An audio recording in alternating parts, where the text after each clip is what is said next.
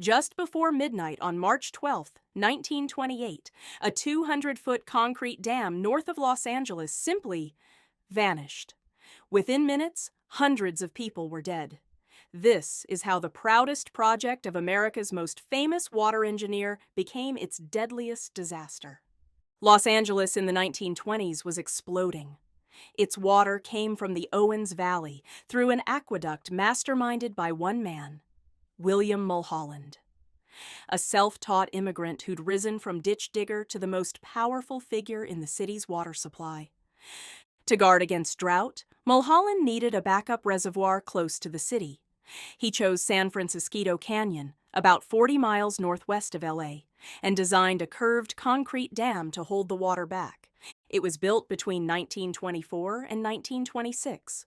The finished dam stood 205 feet tall and stretched 700 feet across the canyon. Behind it sat roughly 12 billion gallons of water. But the design carried hidden flaws. Partway through construction, Mulholland raised the dam another 20 feet to store more water. Yet he never widened the base to match. A taller dam, pushing on the same footing, with far less to hold it in place. The concrete was substandard and unreinforced. And worst of all, no one fully studied the rock the dam was anchored to. The two canyon walls were made of completely different, unstable ground. The eastern side sat on rock that weakened dramatically when wet. The western side rested on material that practically dissolved in water. Mulholland's team had built on a foundation that water itself could destroy, and they didn't know it. As the reservoir filled for the first time, cracks appeared in the concrete. Mulholland waved them off as normal. By March 7th, the water reached full capacity, just 3 feet below the top. On the morning of March 12th, damkeeper Tony Harnischfeger spotted a new leak, carrying muddy, dirty water. And muddy water is an alarm bell. It can mean the foundation itself is being washed out from under the dam. Mulholland drove out and inspected the leak for 2 hours. He decided the muddy water came from a nearby road project. He declared the dam safe and went home. That night, water was quietly seeping into the rock beneath the dam, lifting it, weakening it. The ground was failing in the dark, with no one watching.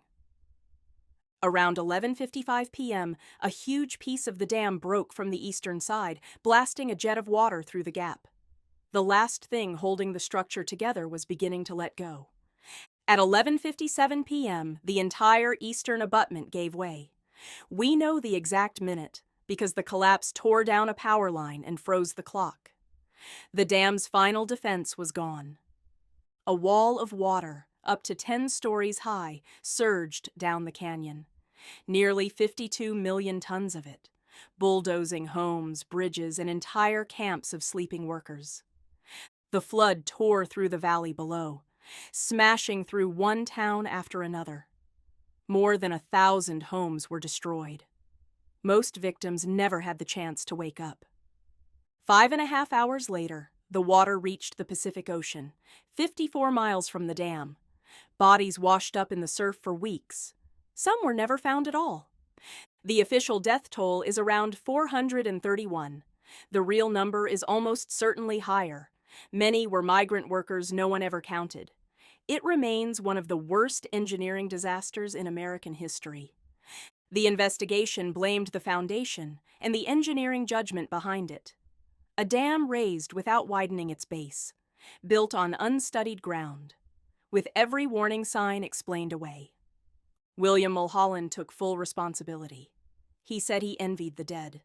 His career was over. But the disaster changed everything. Independent review of dam designs became law, reshaping how every major dam in America is built to this day. A dam is only as strong as the ground beneath it, and the willingness of the people in charge to listen when that ground starts to whisper a warning. At St. Francis, both failed at the very same moment.